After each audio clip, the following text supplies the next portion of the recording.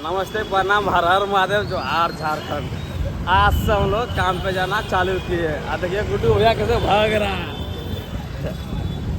देखिए खाली कैसे भाग रहा। देखिए इतना स्कूल में ध्यान देता तो आज इसको सुबह उठ कर जाना पड़ता।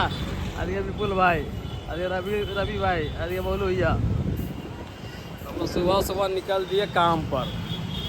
सब एक ही जगह नहीं करते हैं, सब अलग अलग करता है। ये दूसरा कंपनी में काम करता है, हम दूसरा कंपनी में काम करते हैं, वो भाई दूसरा कंपनी में काम करता है।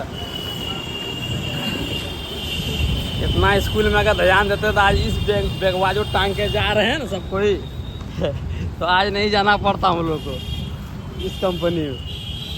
पढ़ने टाइम सब कोई भागते थे जंगल, तो यहाँ तो वहाँ तो कोर खाने। आज जा रहे कंपनी में कोर खाएंगे। क्या गुड्डू?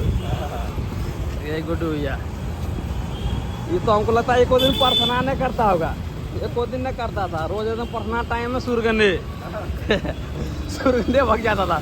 अब पर दुमो ठीक है, बस इसी से अपडेट देते रहेंगे। वीडियो अच्छा लगे तो लाइक शेयर करिएगा। आप थोड़ा बबलू भैया भी दिखा देते हैं। अजय रवि भाई, आपसे हम लोग काम पे जाना चालू कर दिए हैं।